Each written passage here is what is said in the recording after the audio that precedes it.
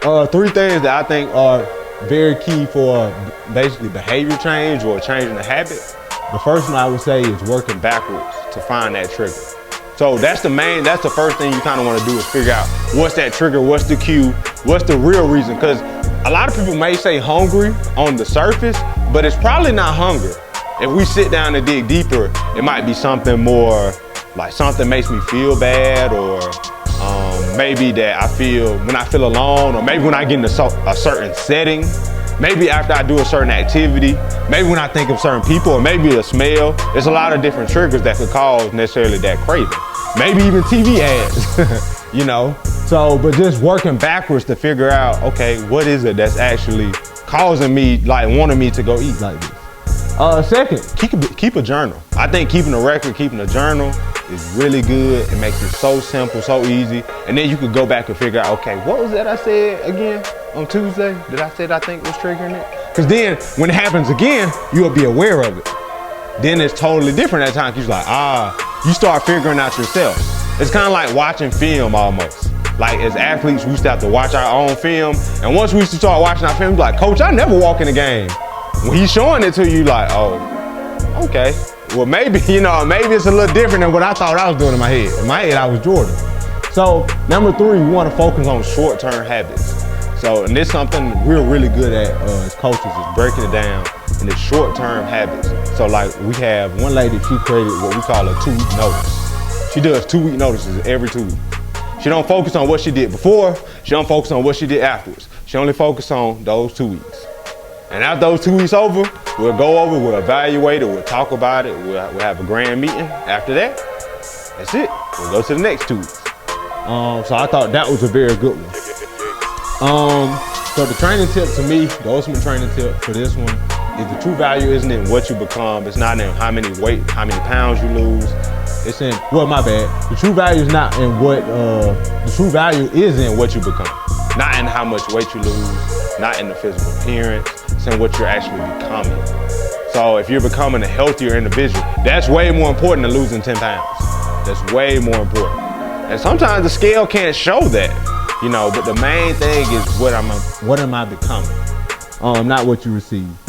So these are like my top 6 weight loss habits. So these are habits, or sometimes I call them daily disciplines. So number 1, I think the first thing, if you want to really break a habit, is focus on the benefits and the solutions. Big key. Focus on what's good. Don't focus on all the things I can't do. Because most time when I hear people, especially when I work in Katie's pool, that's what I hear a lot. I hear them focusing on what's so bad. I had a lady yesterday, she was in a really bad car accident. She kept telling me everything she can't do, everything she can't do. The first thing I realized as a trainer is I'm not gonna argue with you, but I'm gonna prove to you you can do some stuff that you think you can't do, but you can. That's the first thing I gotta do as a trainer. If I can make you believe that you can do something that you ultimately think you can't do. So she felt that she couldn't move anything. I was like, you can. So first I had to realize, okay, what can she physically can and can't do? Then I started realizing, okay, it's a lot of stuff she can do I don't think she's aware of yet. And then I had her move her hand. She said, no, I can't move my hand. I was like, I think you can. Move your hand. And we did it slowly, and it was little bit by little bit. It might have took 1 minute at first. And next thing you know, her hand was up like that, went from down here to all the way up here. I said, she was looking at it like, whoa. Then we did the other hand, went a lot faster, went just like that. And after that, she started moving her hands. And I was like, it's a lot more to it than meet the eye. It's just gonna take little bit by little bit, day by day. So we wanna focus on the benefits and the solutions. How can I get over this? Number 2, we wanna watch our portions. That's a big one far as with nutrition. You wanna watch your portions, even outside nutrition. What time am I spending on something? Portion control, so what time am I utilizing? Those things are very important. So far as nutrition, one big one is the half to go. So if I go out to eat, I'm only gonna eat half. I'm getting already, when I order, I'm telling the waitress, I'm going to pack up half of it, put it in a to-go box, give it to me after I pay for it. Simple. By the time I already ate half and she bring that check out and I pay for it, I'm probably not even hungry anymore, if I even want that food. So I got half of it and I already got my meal basically for tonight or the next day, right? Or another big one, let's say if I overeat, put the fork down between each bite.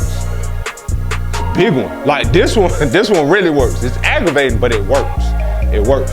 You put that fork down between each bite, it's kind of telling your mind, okay, Okay, telling it no. So number 3, utilize technology. This is a big one, makes it so easy. Utilize technology for eating habits and health reminders. You can set a schedule or time. I know my phone, it's basically, I set my phone every day. I wake up at a certain time. Even if it's Sunday, even if it's my off day.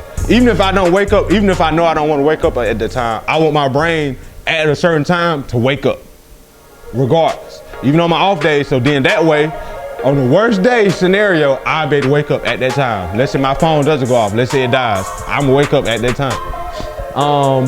It's different apps like MyFitnessPal, to-do lists are good just for visually to see what you need to do.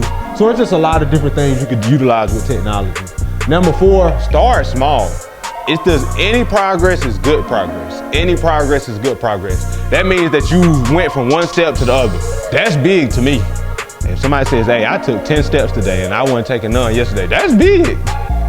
You went from 0 to 10. That's 1,000% better. So, and make one change at a time. So focus on one thing and one thing only, change that, and after you get that, then go to another thing, go to another thing. So maybe just implement more vegetables, right? Or maybe taking some out, you know, but you just wanna focus on that one thing instead of doing 10,000 things, just focus on one. And number 5, which I think is so important, is investigate. So investigate certain things that you want. So investigate, right here I have, investigate inspiring weight loss testimonies. Investigate them, like study them. Figure out what worked for them. Why did it work? And then figure out how can that be you? So for example, it could be like, whoa, like they had a great trainer. Maybe I need a great trainer. Or it could be like, man, they had this great mindset shift. Maybe I need that mindset shift. Or whoa, they went to a great gym. Find out all the things that they did and figure out the things that you can implement that they did. It'll help out a lot, and it'll give you a lot of fresh ideas. And a lot of times what happens is when you get to those days, you want to quit, you don't want to come, or you feel like it's getting really hard. Seeing these testimonies teaching you over and over and over again that it's possible. So that's very big.